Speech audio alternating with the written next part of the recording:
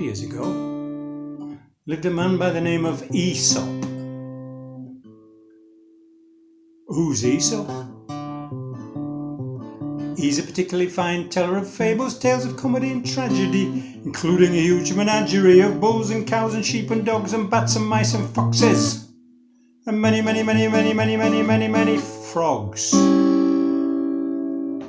These many frogs had worked so hard, so long, to turn their crowded pond into a decent place to live in, when something deep down within their reptile consciousness said, "We've had enough of this discussion, these decisions.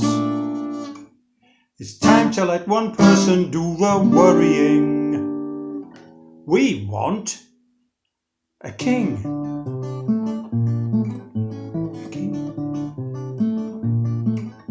Well, that great being up there who answers every prayer heard the plea and immediately reacted and splash into the water of the frogs.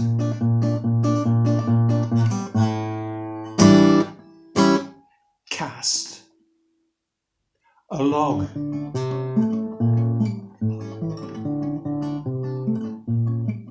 Well, at first those terrified frogs, unaccustomed to being bombed, made straight for the bottom of the pond, but they soon plucked up courage and hopped about all worried on this royal plank of wood, which lay there quite unmoved, as an insult to amphibians, who cried, "Royal means magnificent. We want a proper king, not this stupid thing."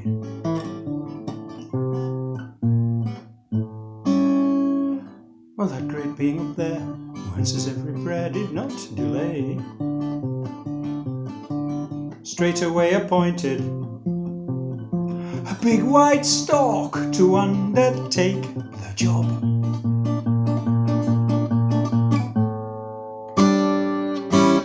Of King of the Frogs. Tight.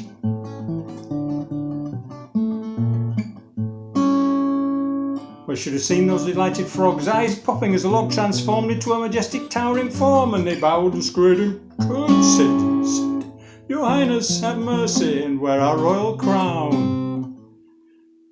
At which the simple stork bent down and gobbled up the lot, accepting what he saw as an offering fit for a king.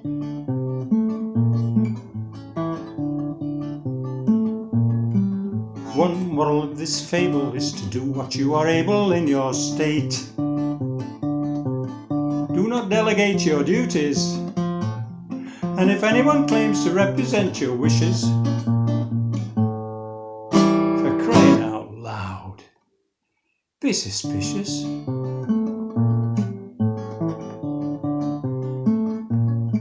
Another moral of this refrain is don't let go of the reins when you're out riding, for bad tidings will ensue, and the only thing that maybe stays on course, you got it, is the horse, of course.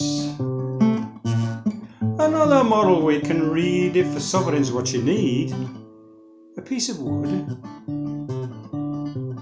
may be quite good for the people, whereas the big long beak of the carnivore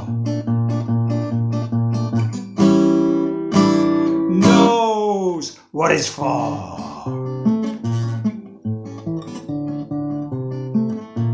My moral of this song is that Aesop and I are strong Europeans.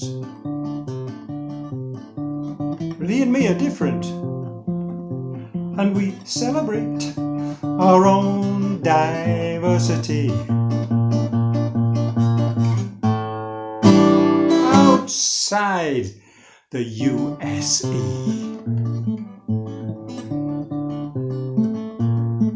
Evaristo Aesop. Spasiba. Obrigado. Grazie, gracias. Danke well. Dankeschön. Merci.